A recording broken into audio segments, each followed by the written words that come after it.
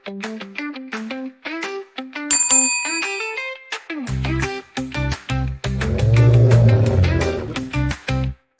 u srcu savane pod zvezdama sjajnim živeo je mali lav sa drugarima bajnim. Kad je bio beba imao je neko krzno, trčao je po savani šustro i brzo. On postao je kralj, svi mu se klanjaju, životinje sve u savani ga obožavaju. Munas i žirafa, jako dobri drugari, i mi si nabrao prijatelj so ne kvari.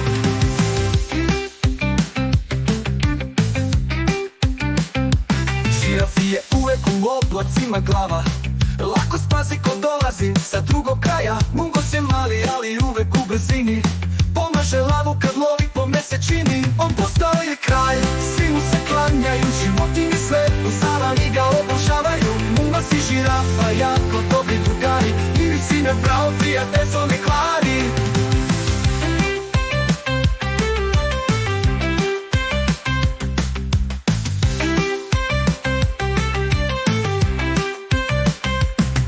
Na savanama, pod zlatnim suncem, lav se igra sa svojim mladuncem. Lavica odmara u zelenoj travi, dok slon se svojim krdom bavi.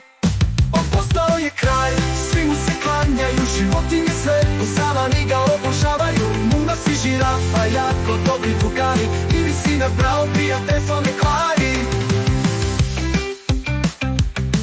Na savanama, pod zlatnim suncem, lav se igra sa svojim mladuncem. Lavica odmara u zelenoj travi, dok slon se svojim krdom bavi. On postao je kralj, svi mu se klanjaju, životinje sve u savani ga obožavaju. Munas i žirafa, jako dobri drugari, i mi si nabrao prijatelj so ne kvari.